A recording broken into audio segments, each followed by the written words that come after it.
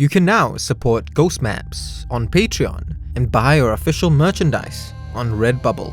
Simply look for We Are HANTU or click the links in the description. Ghost Maps. Entry 46. Old Choa Chu Kang Road, Singapore. James doesn't seem like the type of guy who runs a gym. He chuckles softly when I tell him this. After we order our drinks at this Jurong coffee shop, he asks me if he should be wearing sleeveless t-shirts everywhere or flexing all the time. To be fair, he concedes, I've seen more than my fair share of gym bros who constantly dress like that. I laugh and explain that he's far more soft-spoken than I would have expected from a business owner, let alone someone in his industry. He tells me that he wasn't always like this. I was a cocky little shit when I was younger, believe me, he says, with a grin. His quieter demeanor, he tells me, comes more from his national service days in the police force. Yeah, there were a lot of braggarts and show-offs in there too, he says, sounding older than his 26 years. But the toughest guys I saw, the ones who were really there to protect and to make things better, those guys understood that power always comes with humility. It's actually his time in national service that we're here to discuss on this warm evening. One incident in particular. So as our drinks arrive, I place my recorder on the table and ask him to start from the beginning.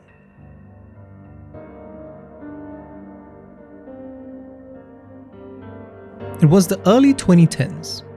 James was in the midst of his basic training at the academy on Old Choa Chu Kang Road. The regimental schedule and strict discipline had already forced him to rethink his youthful arrogance, and the academy clearly wasn't done with him yet. I thought I was pretty fit before, he says, with a laugh.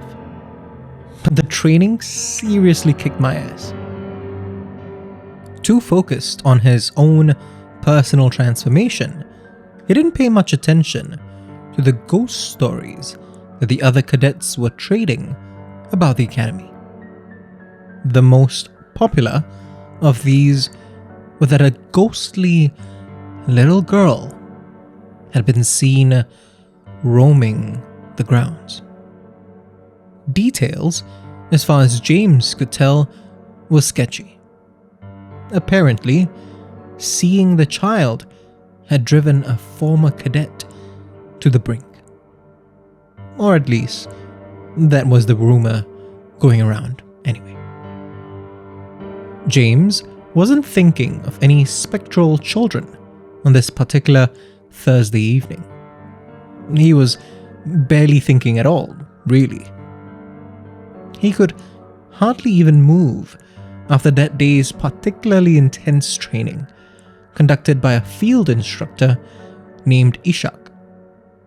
He was one of those guys, James recalls, fondly. Quiet, fair, but the man knew how to push you, how to really get the best out of you. After a quick shower and dinner, James headed straight for his second floor bunk, where he immediately crashed onto his bed. Despite a fair bit of chatter and activity happening all around him, he very quickly fell fast asleep.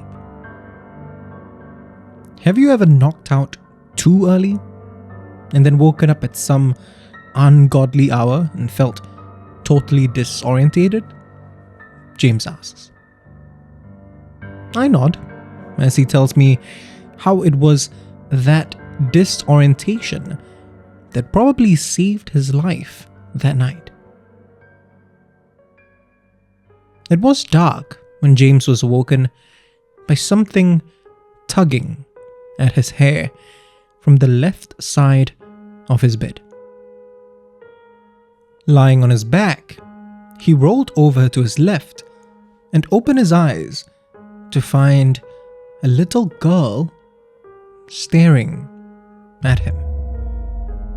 The child was wearing a plain but old-fashioned dress, like something from the 1950s.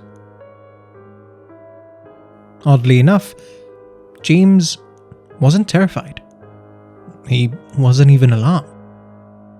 Honestly, I would have chalked it all up to a dream, he tells me, with a shrug. I did at that moment, I'm sure. Because instead of questioning why there was a little girl in the bunk, I just closed my eyes and went right back to sleep. But then, he continues, his tone getting a little more somber. It wasn't until the following evening did I realize that it was something more. Ishak had come over to speak to James while he was having dinner. I was, of course, distracted, not exactly in top form that day, he says. Ishak asked if everything was alright, so James told him about his supposed dream. Up until that moment, James would have never believed that anything could shake the seemingly unshakable field instructor. But Ishak, mouth wide open in shock, turned absolutely pale. James asked him what was wrong. Ishak, however, without a word, just turned and marched off. Later that evening, Ishak came to James's bunk and asked to speak with him privately. He asked James if he was sure about the details of his dream, about the hair tugging and the little girl. James, confused, could only nod. Ishak took a deep breath, then said, "All those rumors of someone having a horrible encounter with a ghost child, and that someone was my old bunkmate when I was still a cadet." He related to James how he had been awoken one night by the terrified screams of that bunkmate. Everyone in the bunk tried to help the poor, unfortunate cadet calm down, but he was hysterical. The instructors came and took him away, and I don't know what happened next, Ishak said, his voice heavy with a mix of emotions. Eventually, Ishak managed to catch up with the cadet again. The cadet had recovered from that night, but he wasn't quite the same anymore. Quieter, constantly sullen, more paranoid. The cadet told Ishak what had happened to him. Just like James, a little girl had come to visit him in the middle of the night.